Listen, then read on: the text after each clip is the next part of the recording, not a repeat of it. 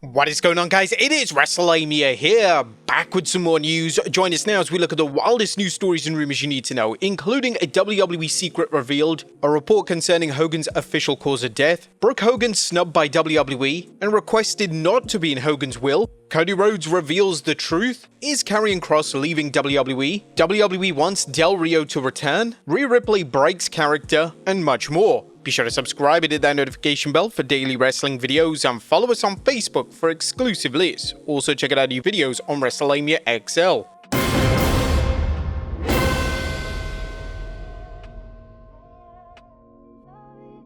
Now first story looks at a WWE Secret Leaked. Now our top story today takes a look at a report relating to the truth behind the new WWE Unreal series. Now the series gave fans an unprecedented look at the behind the scenes of WWE, and according to Fightful Select, one segment in the series was completely set up. According to the report, the women's locker room emptying out at the 2025 Royal Rumble to support Charlotte Flair was set up, and the women's roster were asked to do it. There was a scene at the Royal Rumble that was heavily influenced. The women's locker room was asked to empty out to cheer for Charlotte after she won the Royal Rumble. They weren't told it was specifically for the Netflix show, but they were just asked to. They were not forced to do it. For those asking, it was claimed to us that Charlotte Flair knew about this prior to the report. Now additionally, members of the current women's roster believe that the infamous Flair and Tiffany Stratton promo, the promo which saw both women go off script, was done deliberately and was manufactured for the WWE Unreal series. Now there were members of the women's roster who speculated that the Charlotte Flair-Tiffany Stratton promo derailment was manufactured for Netflix, but we should be clear that those were only theories. Nobody we talked to involved with the segment ever claimed that.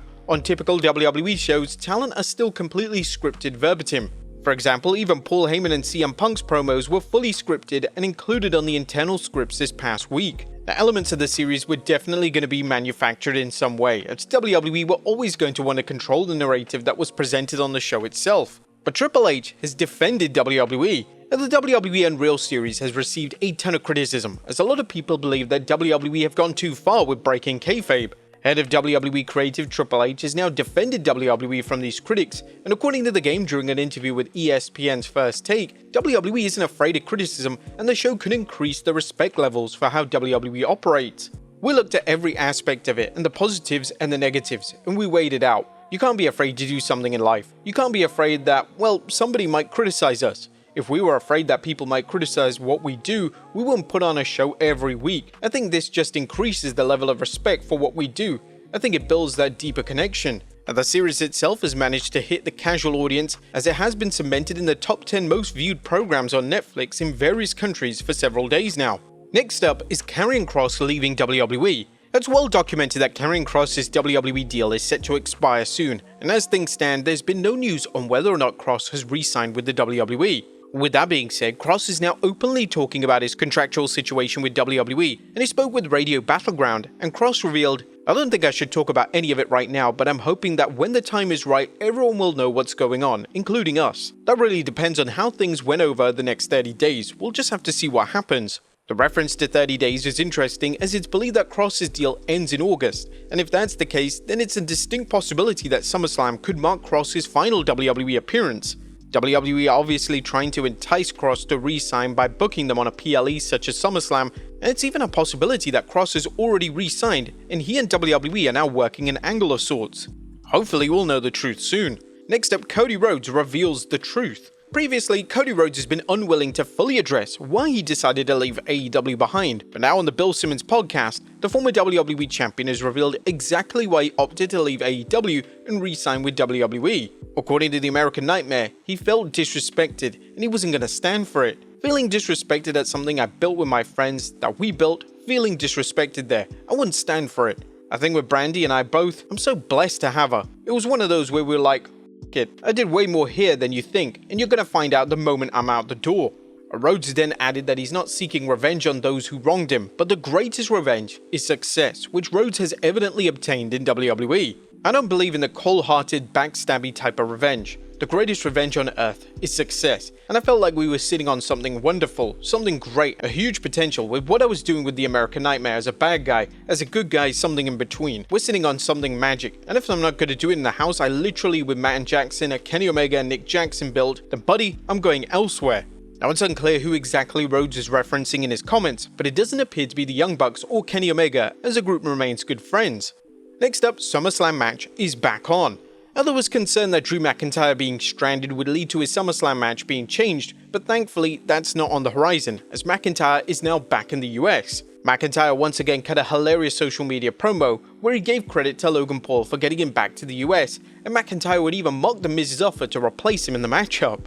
Next up, the reason for the SummerSlam change revealed. This week, WWE will present a two-night SummerSlam for the first time, and WWE hadn't previously explained why the show has moved to the Night 2 format, but that was until Triple H appeared on WFAN radio, and according to the game, SummerSlam is similar to WrestleMania in the sense that it's like Disney for WWE fans.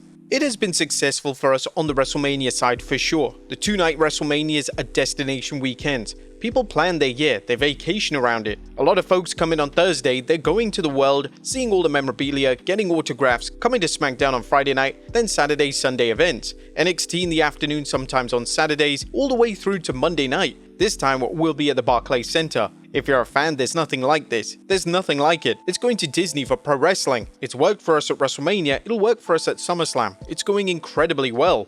WWE have already committed to the two-night format for next year, and based on ticket sales, it's likely to be a SummerSlam staple moving forward. There's been speculation that WWE could have more events take this format, with specific attention being drawn to the Royal Rumble. However, this could be a complete overkill, and even Triple H himself has a negative stance on two-night PLEs in the past. Next up, Alexa Bliss joining a faction. Now, at one point this year, there were plans for Alexa Bliss to join the Wyatt Six faction. This was put on hold for a number of reasons, and WWE eventually decided to pivot and have Bliss team up with Charlotte Flair instead. But now, during an interview with Fox News Digital, Bliss revealed that she would love to join the faction, noting that it would be fun to explore. Wyndham always said, "Alexa and I will always be connected, and when it happens, and when we reconnect, it's gonna be something big." So whether that's with the Wyatt Six or something else, I don't know. I think it would be something fun to explore at some point. Bliss would then state she's having a lot of fun with her current storyline, and even noted that the elements of Bray Wyatt remain with her throughout her current character. Right now, I'm having a lot of fun tagging with Charlotte and seeing where that dynamic goes, but obviously I'm still always going to have a piece of Bray with me, with the jacket and the skirt and the character, and just kind of keeping it in the same vein in case that doesn't happen. Bliss is completely right here. Her character is still linked to Wyatt, and she's still able to pay tribute to a close friend. It would make a lack of sense to end the incredibly popular pairing with Flair, especially with the Wyatt Six embedded into the tag division.